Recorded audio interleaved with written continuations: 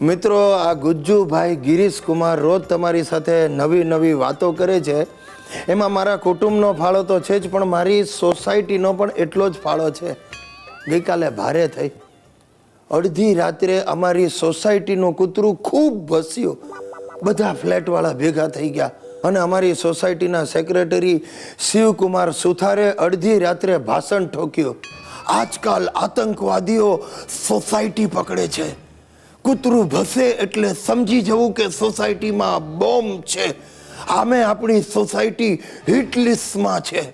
હવે કઈ રીતે એ શિવકુમાર જ જાણે, કારણ કે અમારી સોસાયટીનું નામ મ્યુનિસિપાલિટીના લિસ્ટમાં પણ નથી, તો હિટ લિસ્ટમાં ક્યાંથી આવ્યું?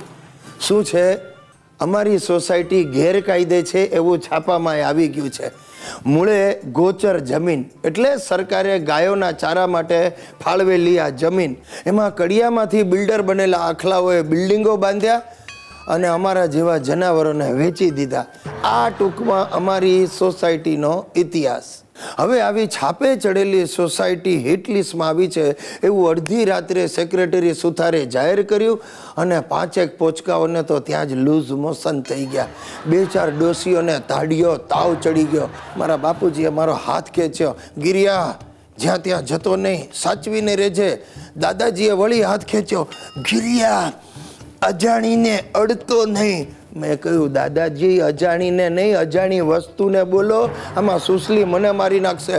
અને સુસલી તો રાહ જોઈને જ બેઠી હતી. મને કે સાંભળો સાંભળો કહું છું, આજથી હવે મોડા આવવાનું બંધ. તમે આમે મંદ બુદ્ધિના છો. કોઈ ગમે તે ખાવાનું આપે તો ખાતા નહીં. ને વાળી રીતિઓ રહી ગયો તો એ પણ મને શિખામણ આપવા માંડ્યો. પપ્પા, રોજ દાઢી કરીને કામ પર જજો. આ દાઢી વધેલી હશે તો તમે જ આતંકવાદી જેવા લાગશો. પોલીસ તમને પકડી લેશે અને અમે તમને છોડાવવામાં નબળા પડીશું. પપ્પા, સાહેબ, મગજની નસો ખેંચાઈ ગઈ છે. આ સાલું એક કૂતરું ભસ્યું, એમાં મારા ઘરના ત્રાસવાદીઓએ મારી ઊંઘ હરામ કરી નાખી છે.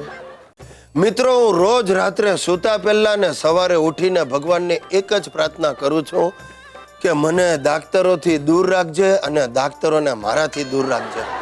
અરે સાહેબ, કેવા કેવા કિસ્સા સાંભળવા મળે. તમે થોડા દિવસ પહેલા છાપામાં વાંચ્યું હશે કે એક ડેડ બોડી પર ઓપરેશન કરીને ડોક્ટરોએ 50-60 હજાર રૂપિયા પડાવી લીધા. બોલો, હમણાં આવો જ એક કરુણ કિસ્સો મારા મિત્ર સાથે બની ગયો. નામ વિનોદ. બચાડો જીવનમાં ક્યારેય હસ્યો નથી. એને કાંઈક નવો પ્રોબ્લેમ શરૂ થયો, એનો પગ લીલો પડવા માંડ્યો. તે બિચારો વિનિયો ગયો ડૉક્ટર પાસે ને કે સાહેબ, મારો આ પગ લીલો પડતો જાય છે. એટલે ડૉક્ટરે કંઈક 2-4 જાતના ટેસ્ટ લખી આપ્યા, બ્લડ ટેસ્ટ કરાવ્યા, કાંઈ કારણ મળે નહીં. પછી એક્સરે કઢાવ્યા તો એ પણ ક્લીન આવ્યું. હવે ડૉક્ટરો મૂંઝાણા કે આ કરવું શું, આ લીલો કેમ પડે પગ? પછી છેવટે ડૉક્ટરે કહ્યું કે ભાઈ જુઓ વિનોદભાઈ, આ કાંઈક નવી જાતનો રોગ છે, તમારો પગ કાપવો પડશે. નહીં તો જો આખું શરીર લીલું પડી જશે ને તો તમારું મૃત્યુ પણ થાય. બિચારો વિનિયો મૂંઝાઈ ગયો કે ડૉક્ટર તમને ઠીક લાગે એમ કરો. એટલે ડૉક્ટરો એનો પગ કાપી ને લાકડાનો પગ બેસાડ્યો.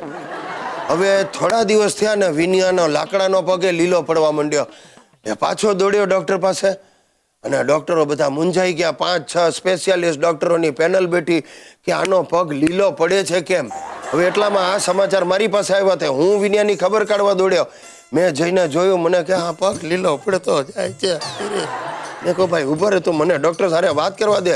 એટલે હું ગયો સીધો ડૉક્ટરની ચેમ્બરમાં. 7-8 ડૉક્ટરો આમ કાંઈક માથા પકડીને બેઠા હતા કે આ સમજાતું નથી પગ લીલો પડવાનું કારણ શું. અને મારું મગજ ફર્યું. મેં કહ્યું, યાર તમે કાંઈ માણસ છો?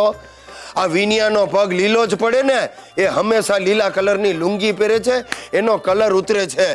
ને ડૉક્ટર તો આ સાંભળીને મારા પગમાં પડી ગયો. મને કે ગિરીશભાઈ, મારા સમજે આ વાત ક્યાંય કરતા નહીં. તમને જોઈએ તો આખી જિંદગી તમારી ફ્રી ટ્રીટમેન્ટ કરીશ. મેં કહ્યું ભાઈ તું દૂર જ રહેજે, તારા જેવા ડૉક્ટર પાસે હું ટ્રીટમેન્ટ કરાવ.